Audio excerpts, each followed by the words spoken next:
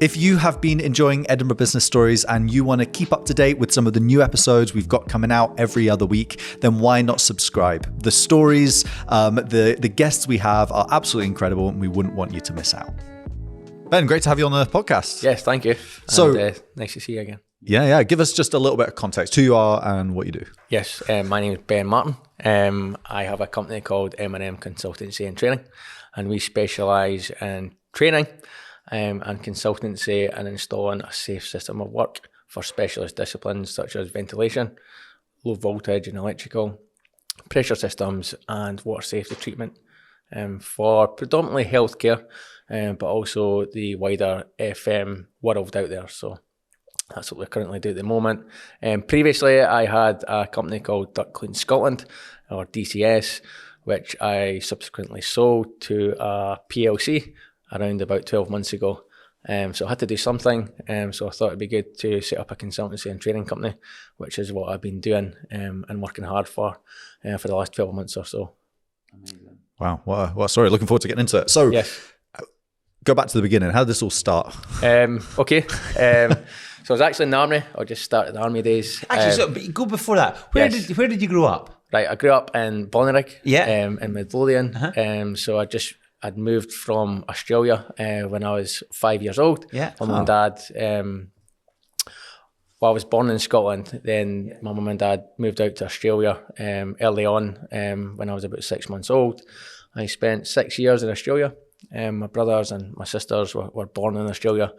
It never worked out between my mum and dad, so my mum came back with all four of us. We actually started life in Woodburn Drive, actually, which is kind of a notorious street in Midlothian. Okay. But then we then moved to Bonnyrigg after about 3 or 4 years, and that's where I've been ever since. So growing up was good. Mum was a single parent with 4 kids, one of them severely disabled. So, you know, we were a real together family and we'd done everything together.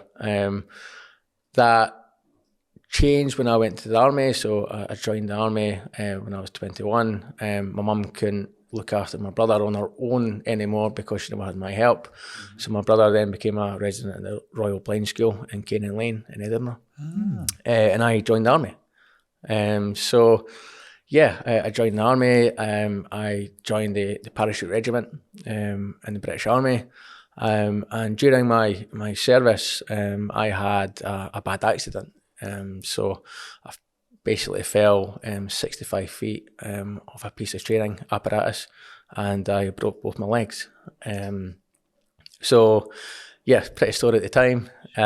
So set you back. Yeah, it did set me back a few years. So I had 9 operations. Wow. Both my ankles had to get re-broke again because they never set quite right. So I was 6 months in a wheelchair, 2 years in crutches, and probably about 6 months of rehab. At the back of which I got medically discharged from the army. I was just no good to them at that point. So I had to find, what I was going to do for the rest of my life, and I was still a young man. How old are you at this point? I think I am 26. Right. So 26 when I left the army. I had no formal qualifications in. I had no real future. I just didn't know what to do. And I'd got about £12,500 for the army as a payout. So, I had that money, which to a 26-year-old man seemed a lot of money at the time, but looking back, it was not a lot of money. Not a lot. So, I figured out what I was going to do. And I was reading the local paper and I seen an advert for a window cleaning round that was for sale. So I spoke to the guy. I managed to buy that window cleaning round, learn how to window clean, and built that business over a period of 2 years. And kept buying additional window cleaning rounds with the stuff that I'd earned from the initial purchase of that window cleaning round. And eventually I got a bit fed up with the lack of dry days in Scotland. So eventually I found a buyer that was willing to buy the window cleaning business, and I could try and work out a business for me that I could do 5 days a week. So at that point, following the sale of my window cleaning round, I started stair cleaning. So stair cleaning in the tenements of Edinburgh. Yeah. again, I'd bought that business of someone else that I'd made contact through. So it was a ready-made business to go into, and I managed to grow that stair cleaning business.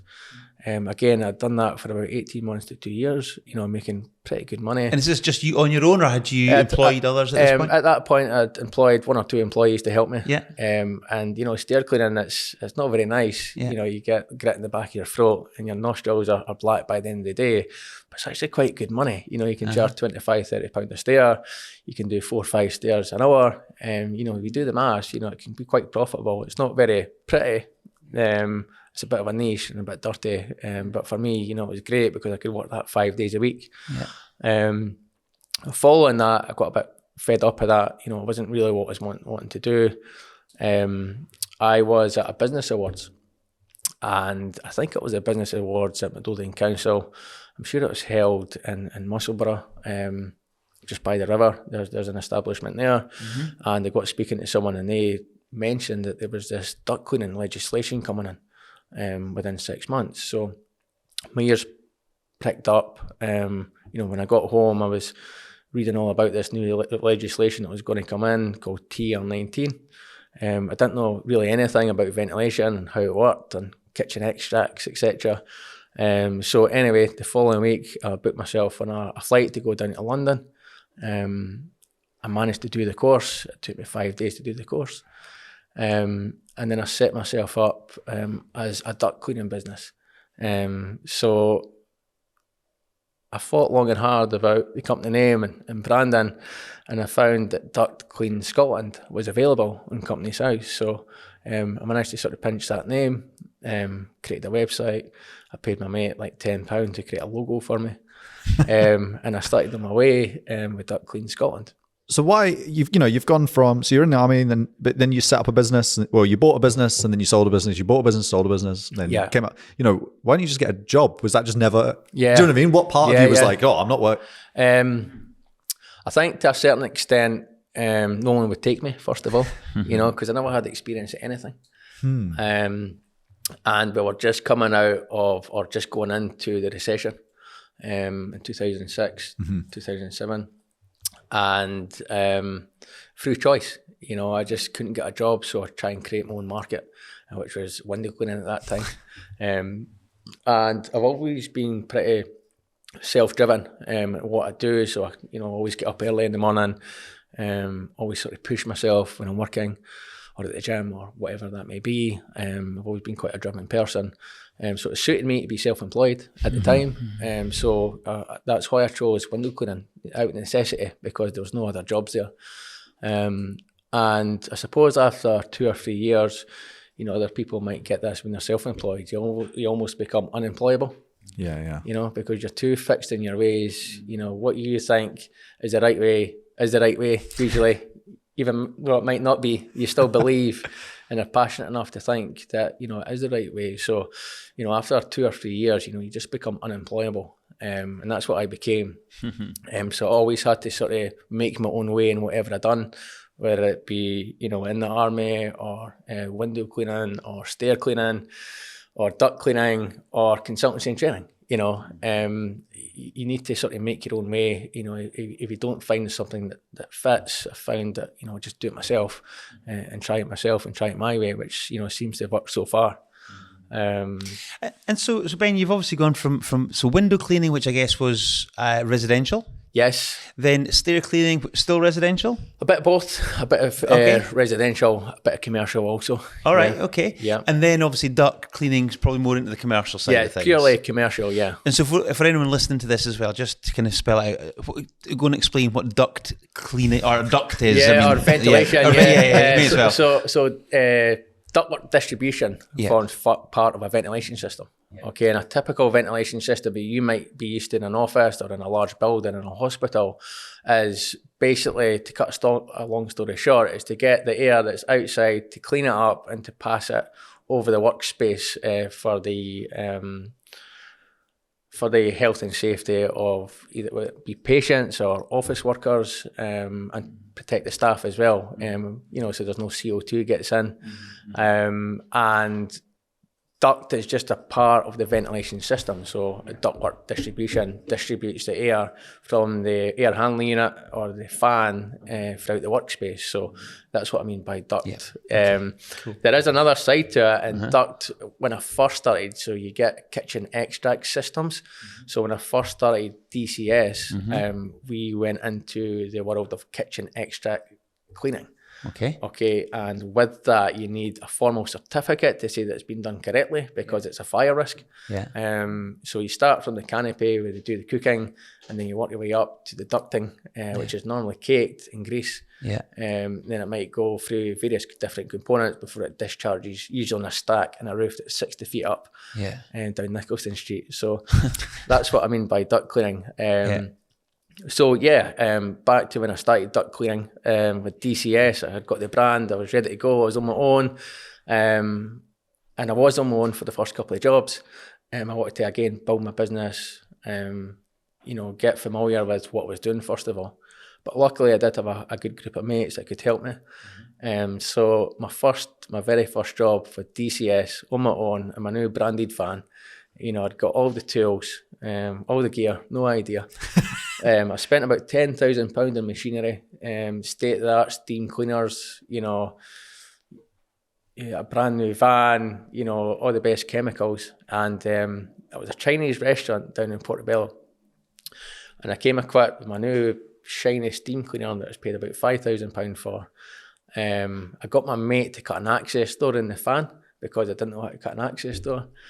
And I came armed with a window cleaning scraper, which is the yellow ones that you scrape off the paint with, and my steam cleaner, a couple of rags there, I'm ready to go. And when my mate cut open the access door, there was about 12 inches of congealed grease at the bottom of the fan. And I tried with my window cleaning scraper, and I couldn't even take the top layer off. And I just thought to myself, what am I doing? What am I doing? I had all the respirator on, all the, type 5-6 suit on, fully looking the part and coming armed with a window cleaning scraper. That was a real eye-opener to me about what I was getting involved in. But you know what? I persevered. I learned from my mistakes. I got better tools. I knew that this steam cleaner that I paid £5,000 for was absolutely useless. Right. But you just learn, don't you? Did you never use the steam cleaner? No, I mean, I tried to use it on a couple of the canopies after I clean it, but it just gets in the way. Just a wipe with a cloth is fine. You need, as long as you can get the chemical off and balance it in the pH, you're absolutely fine. You don't need a steam cleaner. But I learned that the hard way. It was expensive, and a bit egg on my face with that. But that's what business is all about, and it's about learning from your mistakes. And I've done. I'm not particularly skillful at anything, but I'm a trier, and I do learn from mistakes. So I think that's important in the world of business. Superb. I go sorry. I was going to say, so you were then looking to grow it and build it. You started getting more restaurants. What was the kind of progression from there? So as I became more competent and confident in what I was doing, we had a good brand there. Word got about that we used to do a good job. By that point, I had 2 or 3 more guys that I employed, and we started getting a name for ourselves. Fortunately, with the Tier 19 certificate that I was talking about 5 minutes ago, that mandates you to a certificate, but only lasts 3, 6 or 12 months. So after that time's up, you need to go back and then re-clean that restaurant. So you can very quickly start to get yourself a really good pipeline of work. And what we've done well is we serviced our customers well. We've done a good job and kept good relationships. It initially started in Edinburgh.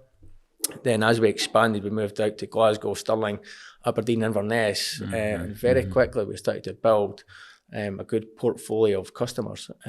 One thing I feel that we've done really well was invest in technology. So I invested in, first of all, processes. Second of all, people, getting the right people and the management and the administration in place. But then, utilising technology that's available so we can automate the process. And for me, in our small world, the automation was really key. We had these big fancy boards, 65-inch TV screens with a live calendar of what all the teams were doing. But actually, the office just used to use, a big whiteboard You know, it was separated into 5 different teams. I had Monday to Friday on it and 2 little spaces for Saturday, Sunday at the weekend. It used to be the office's board to cram that, you know, and that's what we've done, and that's what we've done really well.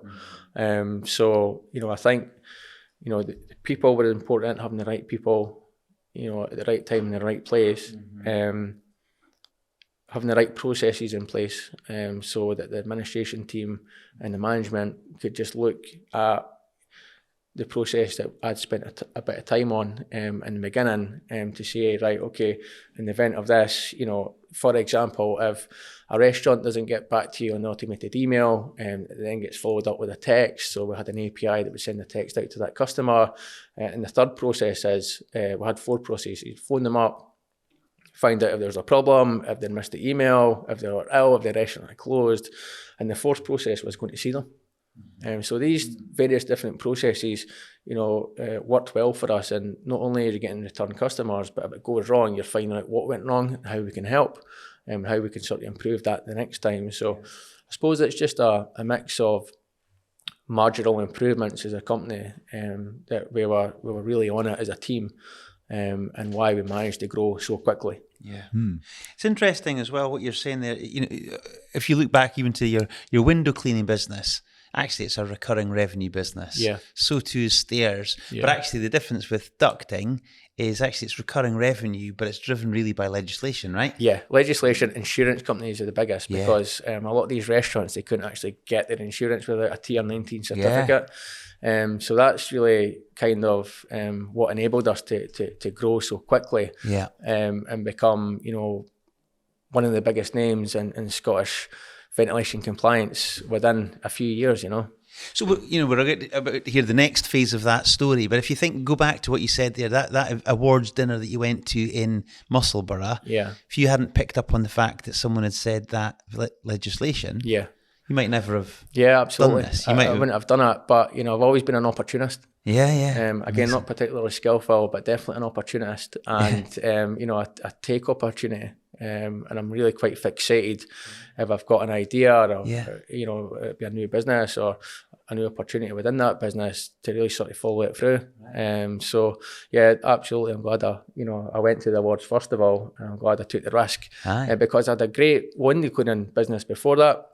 And before that, stair cleaning. You know, I think the revenue on each of the businesses before that was about £100,000. Great, eh? You know, so I was earning myself a good living. And, you know, quite comfortable, but, you know, always wanted more, and always you know, it'd be so difficult to scale a window cleaning business. You know, that's why you don't see too many huge window cleaning companies. So I just wanted a business that I could scale, and, you know, things like ventilation compliance, which is what I set up on, is perfect, where there's recurring revenue mandated by insurance companies, you know, so it was a perfect thing for me.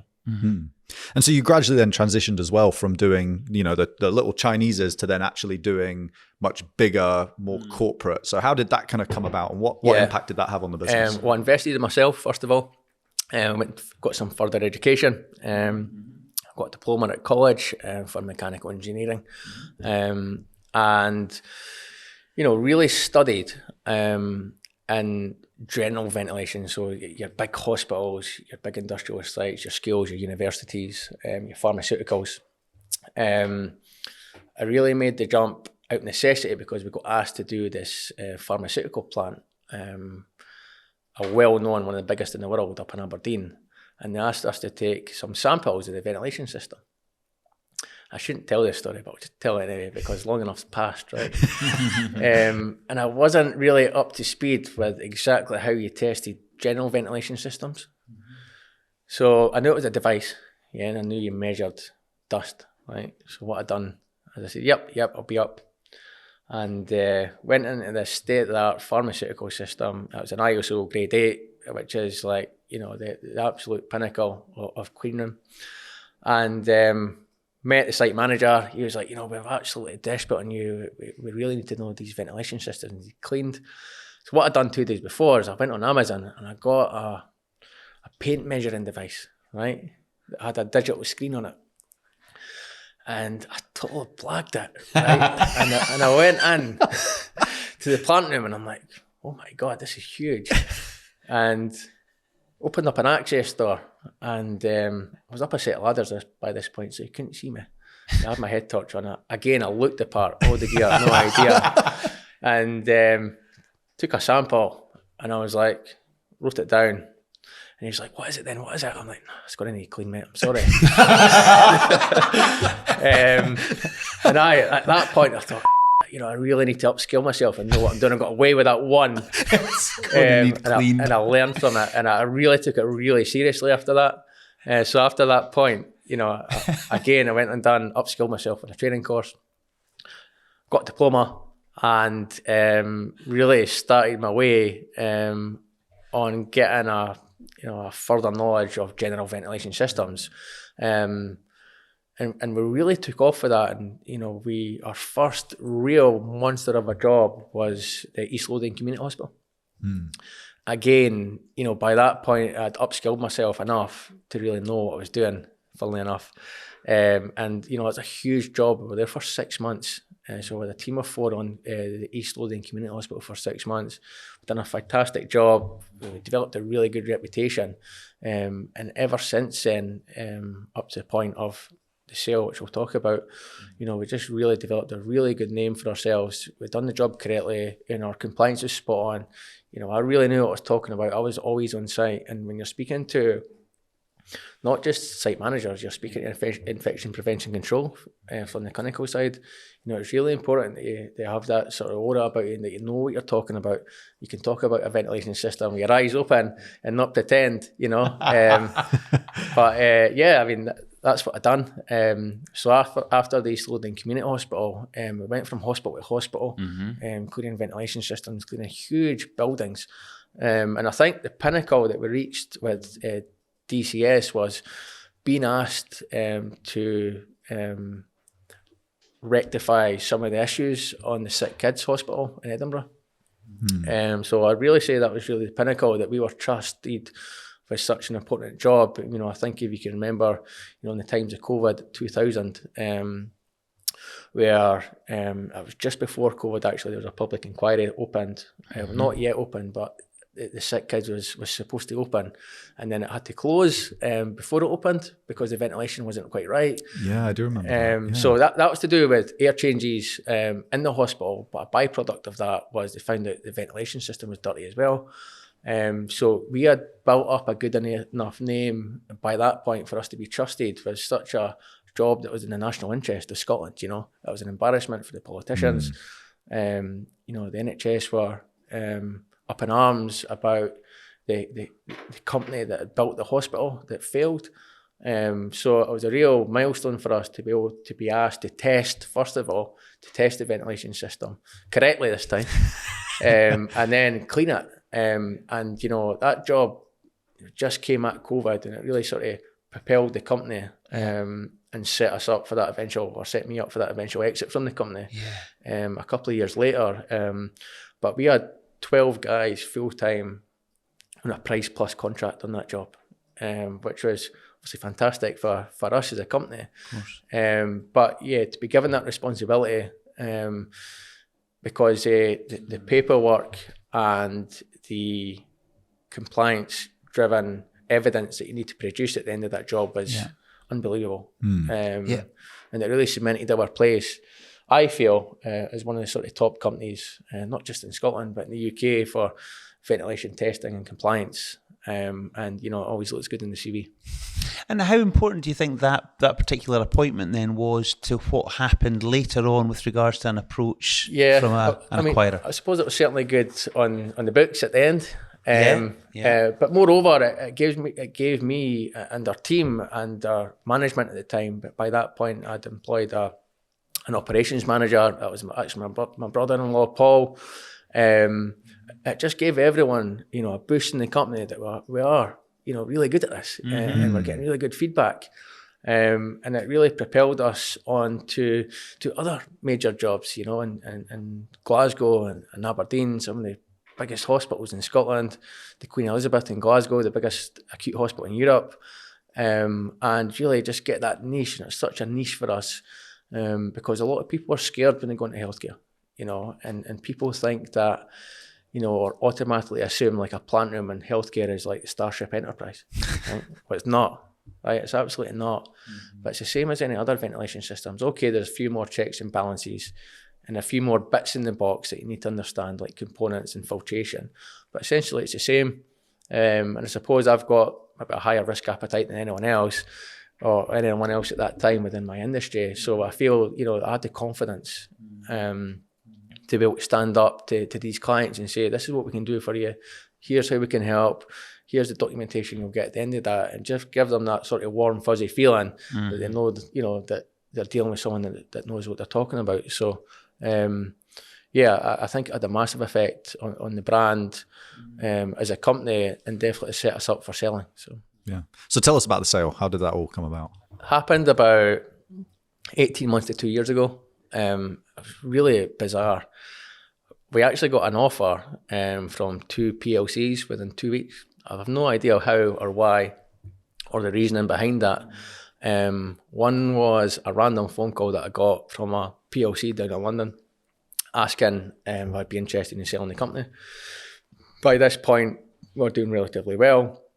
The EBITDA was, quite profitable at that time. So discussions started with this first PLC. Went well. I think they put in an initial offer. And before I could even accept that, there was another bigger PLC. And I actually got a LinkedIn message, believe it or not. I got a LinkedIn message from a lady called Rachel, really pleasant, asking if I'd be interested in selling. And, if I'd never had that contact previously 2 weeks ago with other PLC, I might have thought it was a wind-up. But then I realised the company she was from, and I was like, okay, there may be something in this. So I met with the M&A director down in London over Teams. It was scary how much she knew about my company. They had obviously got their eyes on us for a while, and she painted a picture like they were really interested in acquiring us, and if they could set up a meeting with their Europe-wide M&A director, which I agreed to. So I met the Europe-wide M&A director of the PLC and also their operations director in the UK. They both came up to see me at an airport, the Moxie Hotel in Edinburgh. And they done a bit of a charm offensive, and they say, we really like what we see. You do this great, you do that great. We just can't get a look in the ventilation market within Scotland. This is the reasons for wanting to buy your company. Would you be interested? They were wanting to know what my plans were at the time. And I'd already started thinking about the next chapter for me. In any case, I never told them that. But I'd started, due to the discrepancies at the sick kids and the fact that, yet again, because it first happened with Queen Elizabeth and second of all happened with sick kids, and it's now happening in the Baird and Anchor in Aberdeen, yet again, the build was wrong. And, I was thinking to myself, why does this keep happening? Why the builders keep getting this wrong? So I suppose just before I met with the PLC to inquire about the acquisition, I had it in my head I was going to open up a training and consultancy company for ventilation compliance in Scotland. So I was 3 months down the road with that idea before the PLC approached me. So it wasn't the worst idea to sell the company. And as we spoke, I really got a good feel for the PLC. They're a huge company, one of the biggest in the UK, biggest in the world.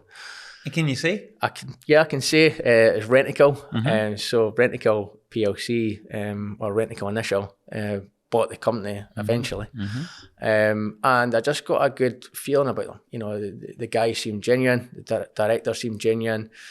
Even the Europe-wide M&A director was just a nice guy. You Google them, don't you, and just see what kind of reputation that they've got. And they're the real thing.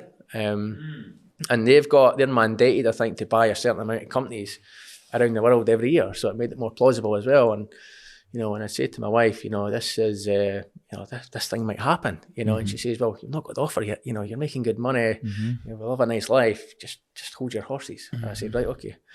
But I did tell them that, you know, we're doing, you know, a good EBITDA at the moment, the profit's good, we're still continuing to grow.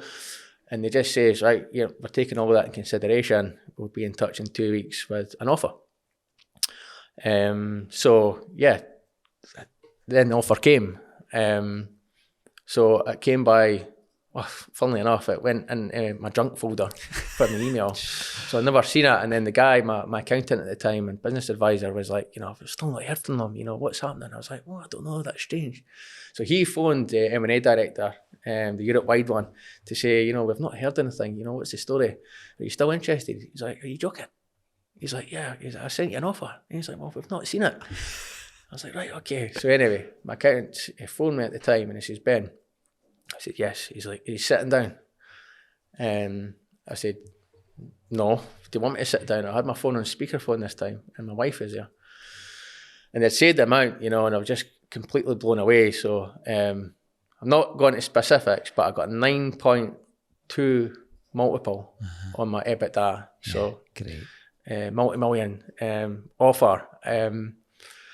And looking at the offer, there wasn't really any strings attached. So I'd made it known from the outset that I did not want to be involved because I had this training and consultancy company that I planned to open. And that may have been a conflict of interest. So if I'm the consultant, you know, doing an audit and recommending, you know, that ventilation be cleaned or tested, pressure tested, you know, that could be a conflict of interest. So I was pretty firm that if this was a deal, I wanted out, and they were quite happy with that. And the reason they're happy with that is, again, it's the people.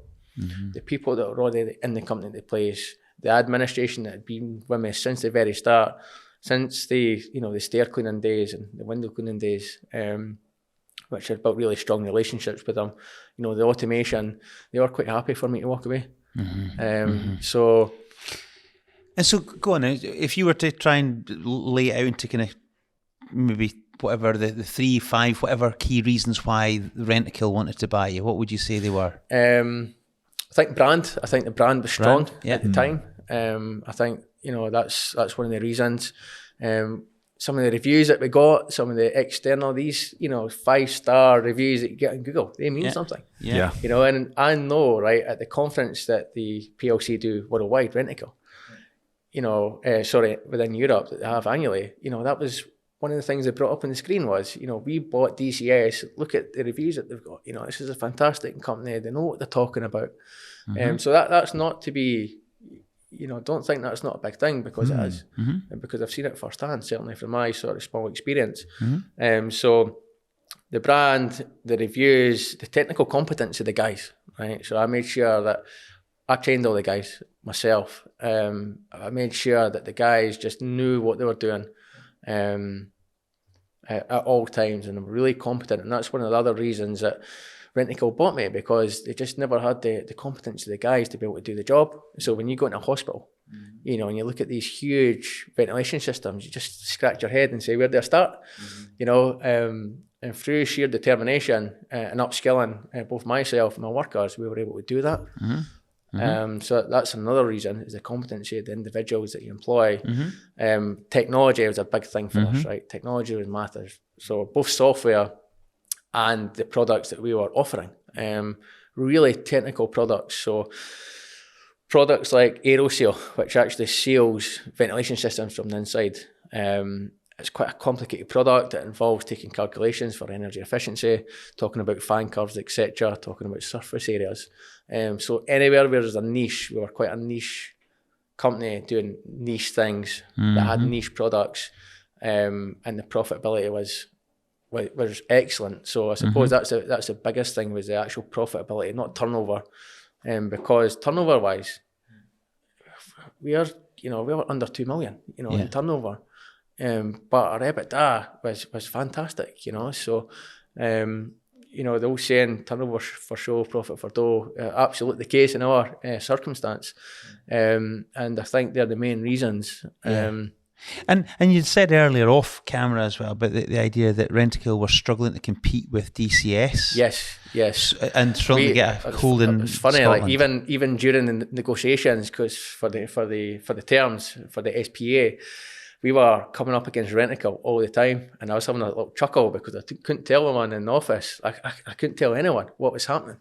And so we were competing against Rentokil on a weekly basis and blowing them out the water. Yeah. And probably upping my EBITDA, upping my my multiple. Absolutely. But that was one of the reasons. They just couldn't get anywhere near us, and they couldn't break down the Scottish market. So an easy thing for them would just be buy the biggest person, the biggest player, or one of the biggest players in the industry, And the other thing you mentioned, obviously you've talked about the technical competence of the team, but also the fact that the business effectively operated well. Yeah, it's so important for me. Like by the end, the last 12 months, I was not involved at DCS, just troubleshooting. Yeah. This isn't working, or we've came across something in a hospital, a negative pressure isolation room that I've never seen in a hospital before, and I give them guidance and advice. But the company run itself, and that's down to good people, good management, good admin, and installing a culture of accountability first of all. And you can install accountability through technology, right? And on the software side, and we were able to do that. So we were able to make sure that the reports tied in, and we could geolocate them. It's a bit like Big Brother, but these guys going out and cleaning Chinese kitchen ventilation systems at 1 a.m, because that's when a lot of the work was done. It's hard to keep the guys accountable for what they're doing, because you can clean a little bit and then say, that'll do, and then go off and no one's going to know. So we used enhanced technology to try and navigate through that. And that's what I feel was important for us, and Rentokil liked it as well. And when they came and we showed them the whole process and the API, talking to each other, that linked in with the reports, that linked in with the board, even though the real jobs are on the whiteboard, but you could see it. Like, we never turned these TVs on, but when Rentokil came to do the initial visit, we were like, right, get these 2 TVs on, cover that board. But you know what? When they came in, they were like, this is brilliant. He's like, turn the TVs back off. Like, I love this board. And you know what? They're just normal people. And it works. At the end of the day, they're coming to us. So we must be doing something right. So, that gave you a sort of me a bit of confidence that what we were doing was right, So tell me, you've got a number of reasons why Rentokil bought you, but deep down, were they after that 5K steam cleaner that you'd bought all those years ago? Potentially. And the little yellow scraper. Potentially. I was really surprised when it went through the asset list. It wasn't that onerous. You think when you're giving your books to someone, right, and perhaps this is just because we're just a thorn in their side. You're giving all your books, you're selling your business, you get no warranties with business, by the way, so, you can tell them whatever, and it's really up to them to ascertain what you're saying is true. But they never done that. Like, it just says, what have you got here? They took a look around our sort of industrial unit, and they were like, is that there? Brilliant. Is that not there? That's fine. And I was really surprised at that. So, and they never included the steam cleaner. So, a really interesting process to go through. Yeah. The whole process itself is really interesting. How long did it last from start to finish, would you say? About 6 months. Right, okay. 6 months, wow. So it's relatively short. Time frame. They had a general counsel, and I mean, she was a nightmare at the time, but I see her now, she's probably fantastic. And obviously I had my general counsel also, so that took a lot of time, and it actually went right up to the wire. So on deal day, transfer deadline day, but it was for me anyway, sitting in that lawyer's office in George Street, and it was really intimidating and really nervous. And it was like something out of film, we had all these super posh screens, and, had the general counsel for Rentokil, my general counsel. I had another general counsel because Rentokil never had any jurisdiction in Scotland due to Scottish laws. So then there was another general counsel. So that bit was expensive for me, but also long as well. And, the deal went on until 2 a.m. So we're all absolutely knackered. We'd been in the place about 15 hours by the time it got sorted. And the rest is history, It was a fantastic experience. I hope to go through it again one day. Yeah, good. Certainly with this new company. But, it really taught me what to do in terms of dealing with PLCs and what they're looking for, but more importantly, what not to do. The insights that I got going through that process for 6 months has definitely made me, 5-6 times better that I feel at business now, knowing what I've just went through, and I can give that advice to, I've got a business partner in this new business, my business partner, learn, move forward. So, what would you say are maybe kind of a couple of nuggets that you would share just now then? Right, about just from the process, as in what you've learned from it, what you would do and what you wouldn't do. So I wouldn't buy a Porsche. Right, I wouldn't lease a Porsche Turbo S 8 months before you sell the company. Right, that's a nugget that I'll give you, because I had to pay 50% of that up front for the full value of the contract. So that's one nugget. Don't do that. You're the nugget. I felt like a nugget. But anyway, I was trying every way possible to get out of it, but I had to pay a lot of money to give that back. Second of all, I was really surprised about how relaxed they were. Right? They don't care about, they know, well, certainly from a PLC going to a sort of a private limited company, they know that things aren't perfect, right? So things that I always get my knickers in a twist about, is that bang on? Is the diligence right? The financial diligence right?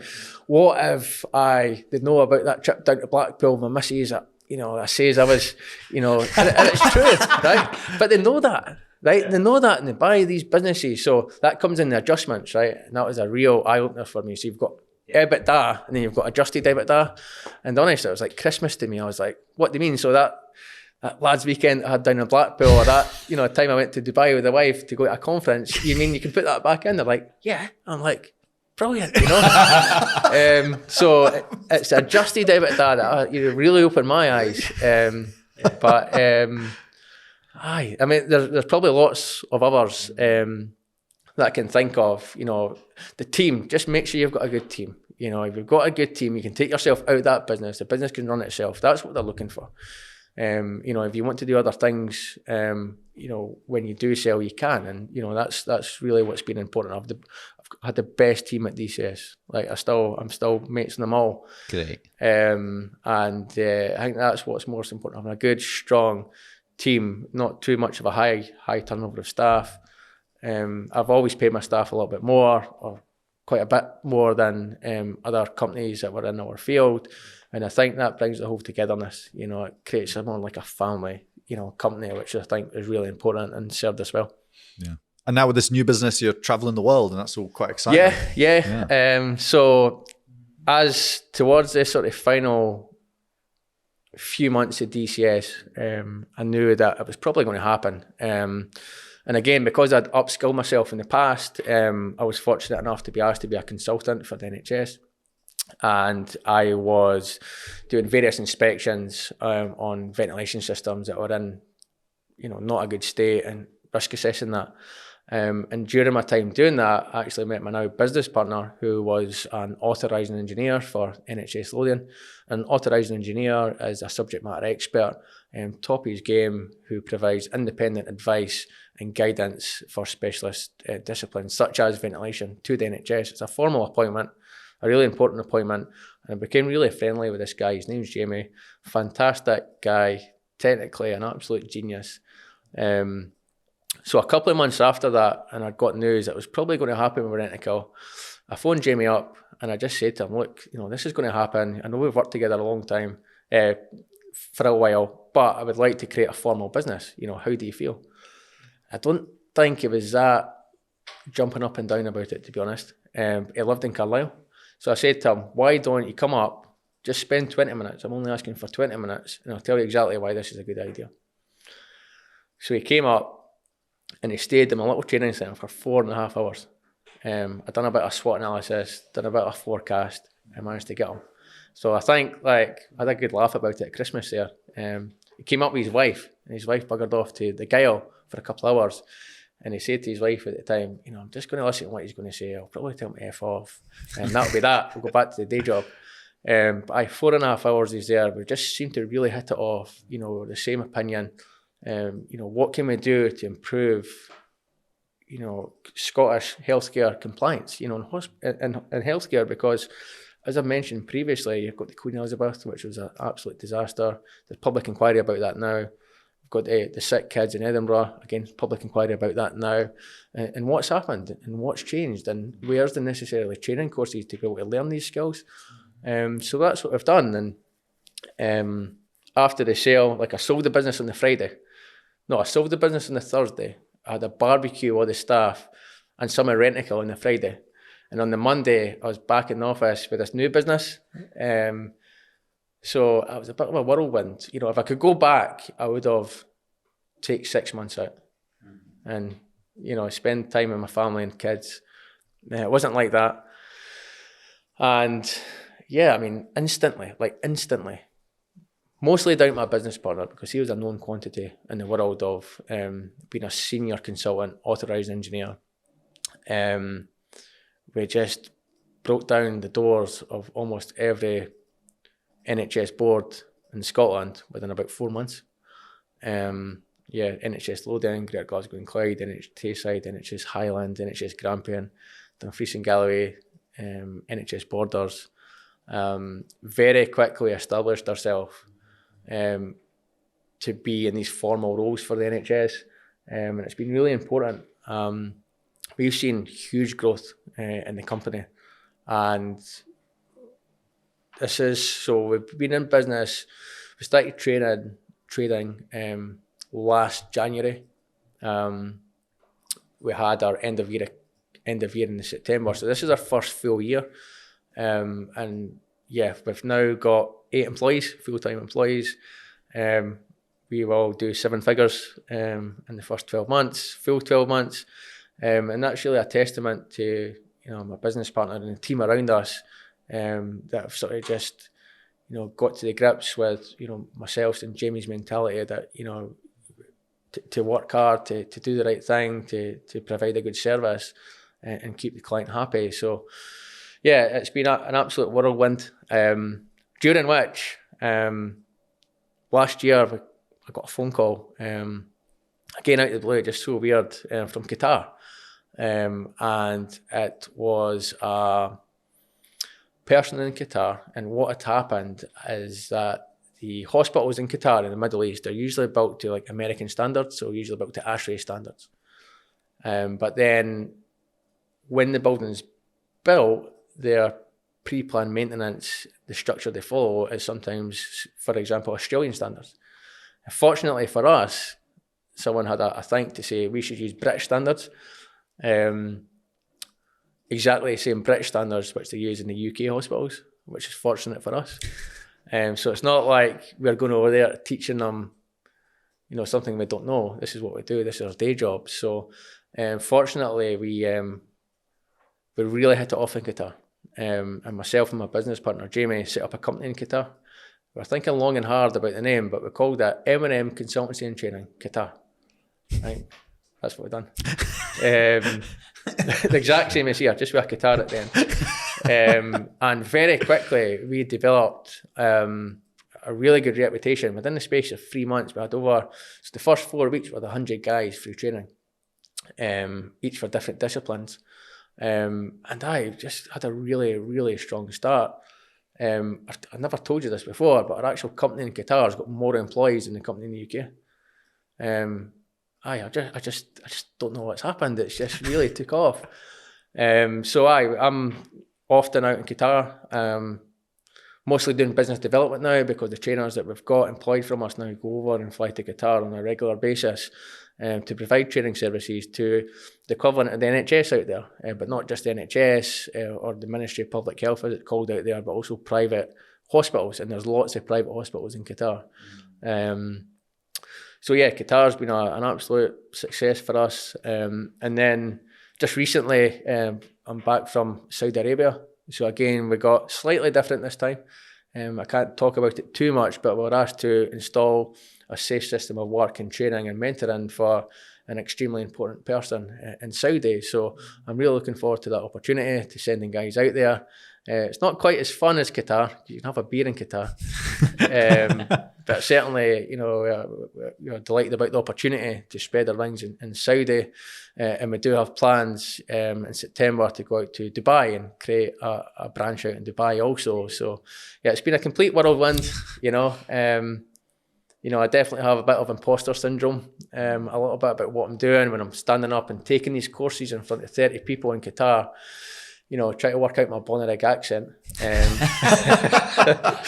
But I do it, and, the feedback's great. And I am starting to believe more and more that I am the real deal. And I've certainly got my business partner at my side, I can always rely on. But we really work well as a team, and I've certainly learned a lot from Jamie, my business partner, in terms of technical stuff when it comes to compliance and ventilation, the real nuts and bolts of it.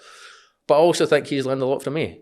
Jamie was an absolute engineer, a process man. But, coming to work, he's been with me now for 18 months and I can see a change in him already. And so, sorry, was he an employee effectively? He was an employee. He's been an employee all his life. So you've taken him into the world of business. Yes. And that's the bit that you've really helped him with, eh? Yeah, and he's helped me also. And I think that's why we've really hit it off. We both complement each other. I think we've both got completely different skills and it really works well. And we managed to, very quickly get a real hold and footing in the Scottish healthcare estate, and already we have got 2 trusts, they're not called boards in England. We've got 2 trusts in England that have recently came on board, and we plan to sort of make our way down to England. Quality. Yeah, so really good. It's exciting for the future, and hopefully we continue to grow. Yeah.